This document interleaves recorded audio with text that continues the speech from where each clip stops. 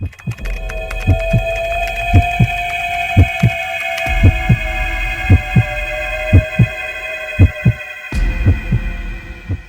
name is Ethan Hale.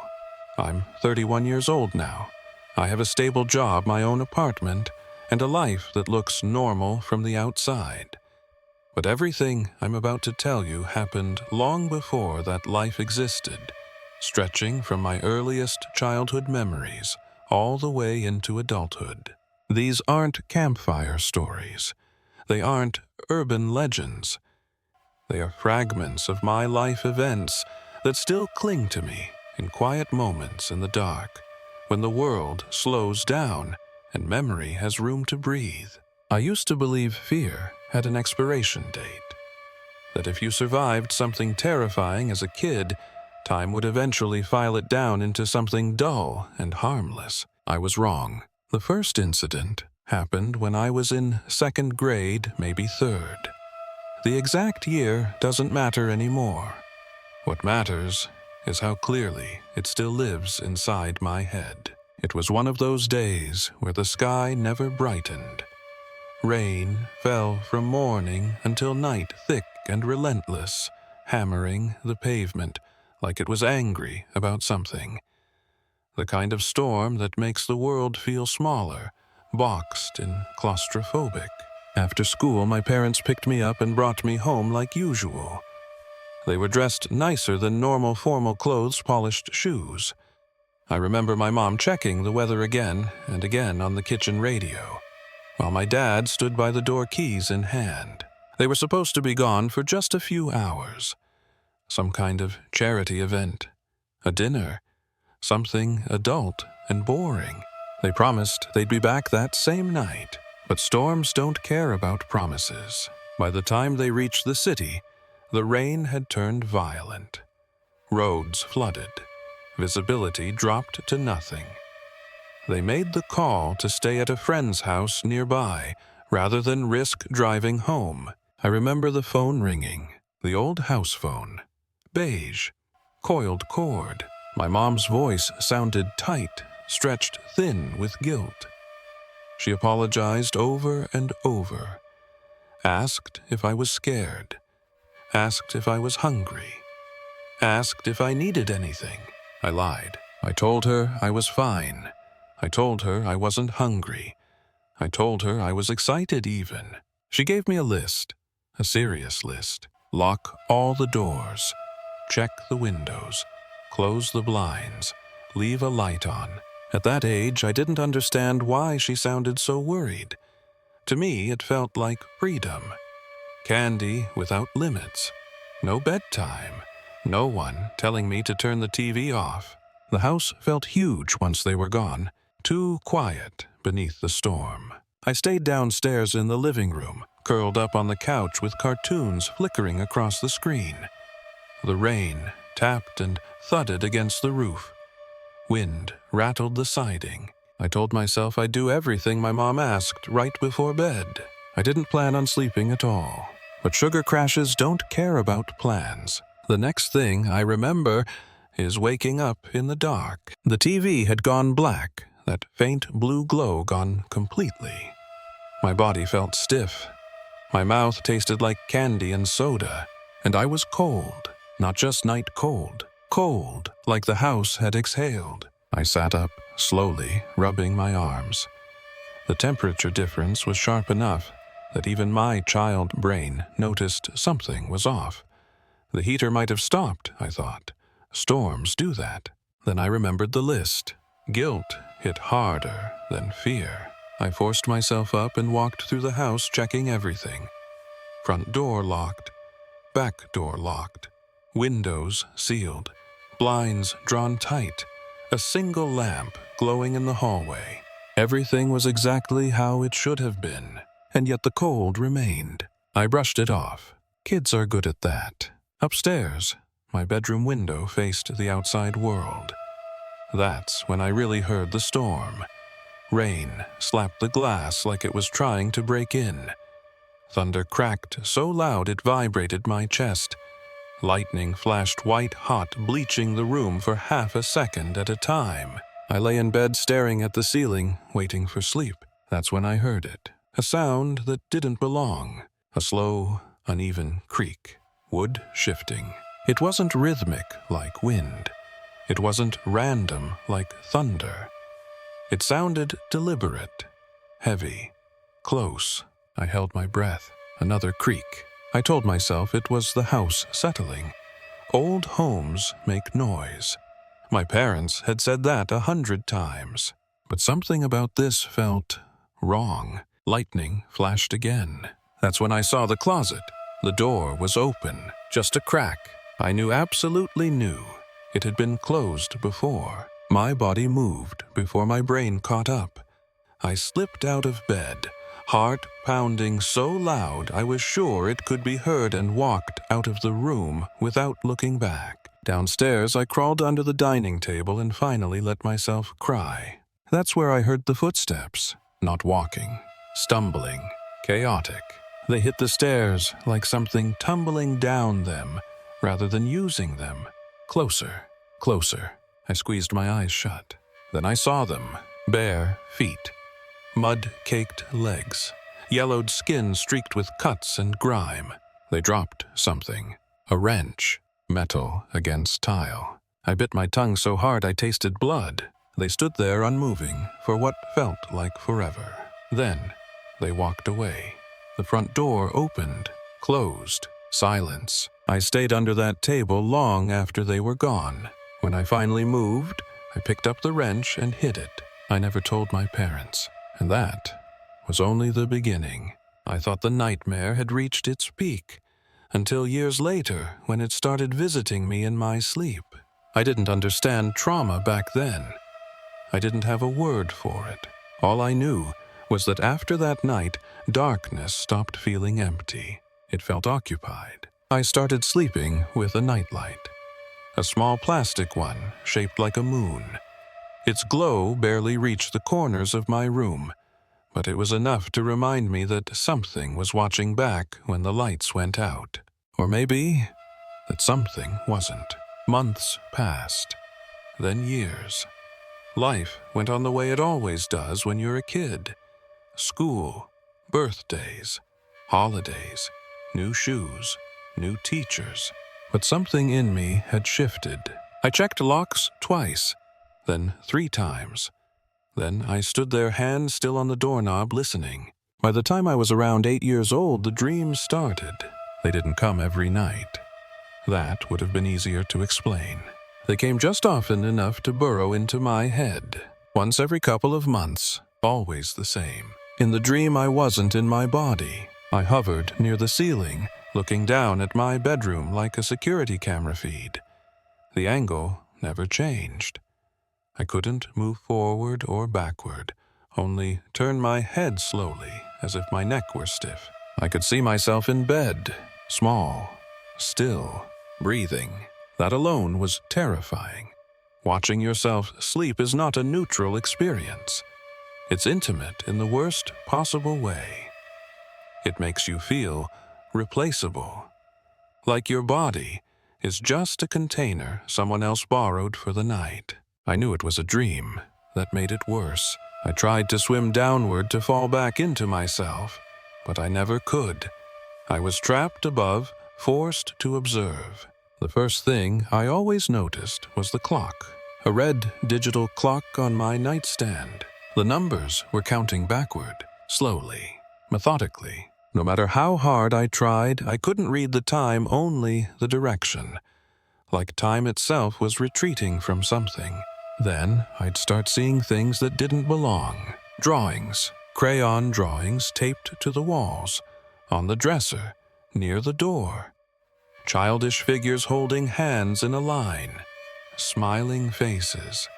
A house behind them with a blue roof. One figure was smaller than the rest. Me. I had no memory of ever drawing them. I wasn't artistic. Never had been. And yet there they were, appearing in every version of the dream like they were part of the room's structure. Then there was the train. An old toy train I'd lost years earlier. In the dream, it always sat somewhere different. Sometimes near the bed, sometimes by the closet. Once, directly beneath the window. It never moved. It waited. Eventually, an urge crept in. Not fear. Curiosity. A pull. I turned my head toward the window. And that's when he appeared, just inches from the glass. A man. Short, gray hair. Eyes I couldn't quite make out. And a thin, jagged scar near his left temple. He didn't smile. He didn't scowl. He just watched. Then his hand lifted, fingernails scraping the window, clawing, testing. That's when I always woke up, heart racing, sheets soaked with sweat, every muscle locked tight. Sometimes I ran straight to the window. Sometimes I couldn't move at all. There was never anything there. No marks, no smudges, no footprints. After the fourth time, I finally told my parents. They tried to reassure me. Told me dreams repeat. Told me fear feeds on imagination. Told me they were just a room away. My dad even took me outside one night, flashlight in hand, checking the perimeter. The grass was undisturbed. The ground clean. Nothing. I nodded, pretended that helped. But deep down I knew something was wrong, because dreams don't stay that consistent by accident. They stopped for a while. 6 months. Long enough for me to believe it was over. I stopped thinking about the drawings, the clock, the man. Then it came back, exactly the same, except for one detail. The window was open. I woke up unable to move. Sleep paralysis. My chest felt crushed. Cold air brushed my skin like a breath. My mind screamed at me to turn my head to look, to confirm whether he was there. I couldn't. Those 5 minutes felt longer than that night under the dining table years earlier. When I finally broke free, the window was locked, closed, just like always. I didn't sleep that night. After that, I prepared myself before bed. I expected the dream, replayed it in my head like a rehearsal. Strangely, it worked. The next time it came, I wasn't as scared. By the time it happened again, fear had dulled into unease. But something lingered. A sense that I wasn't dreaming something new. I was remembering. I tried explaining it again to my parents. This time I went into detail. And this time, something changed. When I mentioned the scar, my dad stopped me, asked if I was sure. I said yes. They exchanged a look. The kind adults think kids don't notice. A few days later, they sat me down, told me about a man named Caleb. Not family. A close friend from my dad's past. Someone who used to watch me when I was too young to remember. They said there'd been a falling out. They refused to say why. They told me he had a scar on his forehead from an old accident. My dad said he thought the dreams were my brain trying to process something buried too deep for words. Something from before memory had structure. I didn't know what scared me more, that it was just a dream, or that it wasn't. We believed understanding it would be enough, but fear doesn't disappear just because it has a name, and it certainly doesn't disappear when it decides to step outside your window. After my parents told me about Caleb, the dreams changed. Not dramatically. That was the worst part. They didn't become louder or bloodier. They became closer, more personal. The ceiling view dream stopped entirely. Instead, I dreamed from my own eyes. The first new dream began in silence. No storm, no wind, no sound at all. I was standing in my bedroom barefoot on the carpet. Everything looked normal at first glance. Same bed, same desk, same posters on the wall. But the air felt wrong, thick, like the room had been sealed for years. I looked down at my hands. They were shaking. That's when I realized something terrifying. I wasn't dreaming about being awake. I was dreaming that I had woken up. False awakening. My bedroom door was open. In real life, I always slept with it closed. I stared at the doorway. The hallway light was off. Darkness pooled there unnaturally, like it had weight. Then I heard breathing. Not mine. Slow, wet, uneven, coming from downstairs. I wanted to wake up. I tried to scream. Nothing came out. My legs moved on their own. Step by step I walked toward the hallway, each footfall sinking slightly into the carpet, like the house was soft rotting beneath me. Halfway there, I noticed something on the wall. Crayon drawings, the same ones from the old dream, but they weren't taped up anymore. They were drawn directly onto the paint, thicker lines, harder pressure, like whoever made them didn't care about breaking the crayon. I leaned closer. The figures were still holding hands, but now one of them had no face, just scribbles, black, violent. As I turned away, the breathing stopped. Instantly, silence slammed into my ears so hard it hurt. Then a voice from downstairs, calling my name, not yelling, whispering, perfectly calm. It sounded like my dad. I froze. My father never whispered, not like that. "Ethan," it said again. "Come here." Every instinct screamed not to move, but my body didn't listen. I reached the top of the stairs and looked down. He was standing in the living room, tall, still, facing away from me.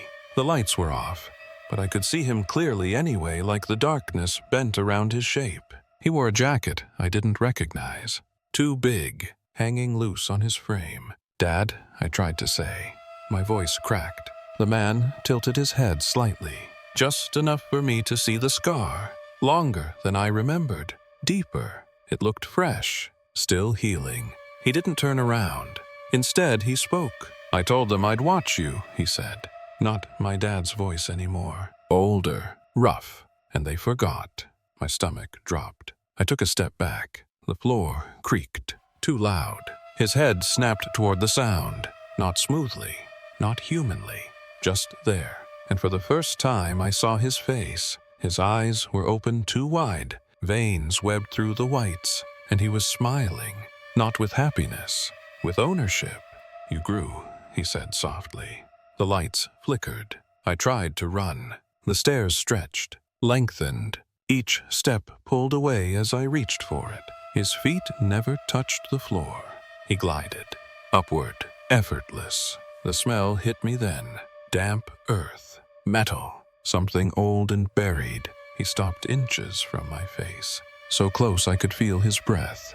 "You remember now," he whispered, and he pressed 2 fingers against my chest, right over my heart. I woke up screaming. My parents rushed in, lights on, panic everywhere. But I couldn't explain it, not fully, because part of me already knew something they didn't. That wasn't a dream. That was a reintroduction. After that night, things started happening while I was awake. Small things, easy to dismiss. The front door unlocked in the morning. Mud on the back step after rain. A smell in the house that came and went like wet soil and rust. Then, one afternoon, I found something in my closet, behind a box of old clothes, an object wrapped in plastic. My hands shook as I pulled it out. A wrench, old, rust-stained, the same one. I knew it without question. I never told anyone I'd kept it. I never told anyone where I hid it. And yet, there it was, cleaned, almost polished, like someone wanted me to remember. That night, as I lay in bed staring at the ceiling, I heard the sound again, the slow creak of wood from inside the house. And from just outside my window, fingernails, scraping, testing. After I found the wrench, my parents stopped pretending. They didn't say it out loud, but the house changed. My mom started checking the locks before bed. My dad installed motion lights outside, then replaced them twice when they kept turning on for no reason. Conversation stopped when I entered the room. They were afraid, not of something possible, of something remembered. A week later, my dad finally told me the rest. Caleb hadn't just been a friend. He had been family almost. They grew up together. Same street, same school, same mistakes. Caleb was the kind of person adults describe carefully. Quiet, helpful, reliable. Until he wasn't. When I was too little to remember, my parents worked long hours. Caleb volunteered to watch me. At first, Nothing seemed wrong. Then I started acting strange. I stopped sleeping through the night. I talked to corners of rooms. I drew pictures my parents swore they'd never seen me draw. The same pictures from the dreams. One afternoon, my mom came home early. She heard someone in my room, talking, not to her, to me.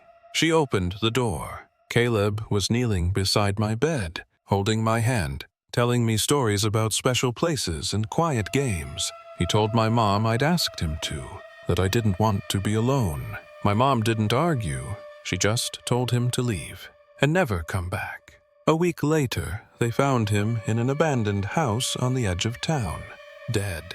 The official report said accident, fall from the stairs, head trauma, but the house had no stairs.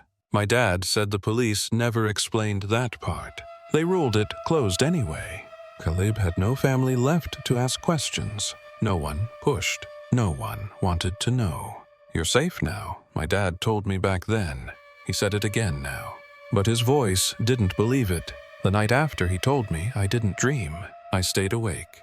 Lights on, heart racing. Around 3:12 a.m., the motion lights outside turned on, one by one. Front yard, side yard, backyard, like something was circling the house. Then the power cut out. Total darkness, except for the red numbers of my clock. Counting backward, I heard my dad downstairs, calling my name. I didn't answer. I remembered the dream. I remembered the voice. I stayed still. The footsteps stopped at the bottom of the stairs. Then silence for a full minute. 2. Then a whisper from the hallway, right outside my door. You don't have to be afraid, it said. Not my dad's voice. Not anymore. You already know me. My door handle turned. Slow. Careful. Testing the lock. I squeezed my eyes shut. Held my breath. The handle stopped. A long pause. Then a soft laugh. Low. Satisfied. You were never supposed to forget, Caleb whispered. The footsteps retreated. Down the hall. Down the stairs. The front door opened. Closed. The next morning, the motion lights were smashed. Every bulb shattered outward, as if something inside them wanted out. The police came. They found nothing. No footprints. No forced entry. No explanation. My parents sold the house within the year. We moved. New town. New life. They never spoke of Caleb again. I grew up. Graduated.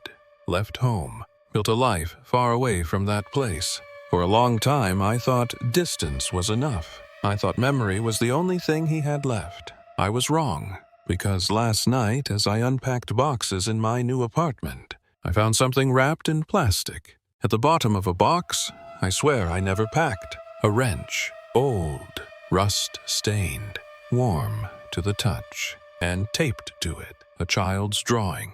4 figures holding hands, one of them taller now. I used to believe survival meant escape, leaving the house, leaving the town, leaving the memories behind like abandoned furniture. I was wrong. Caleb wasn't stalking the house. He was orbiting me.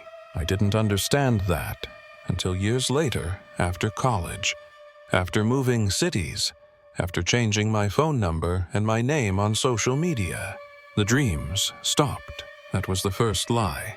What really happened was worse. They weren't dreams anymore. It started with reflections. Not every mirror, just certain ones. Bathroom mirrors late at night. Dark windows when the room behind me was brighter than the world outside. I'd catch movement where my reflection should have been delayed. A blink that wasn't mine. A smile that came half a second too late. Once, I brushed my teeth and watched my reflection lift its eyes before I did. I smashed that mirror. Didn't feel better. Then came the sounds. Footsteps in apartments where I lived alone. Breathing behind me in elevators. A familiar wet inhale just outside my bedroom door.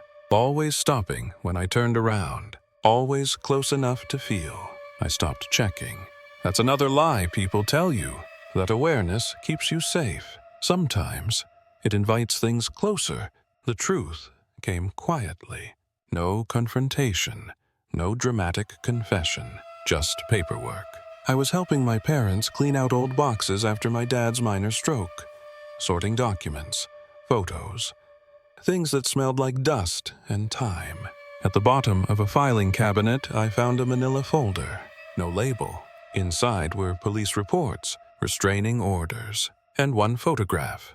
Caleb, standing beside my parents, his arm around my mother's shoulder, his other hand on my head. I was smiling.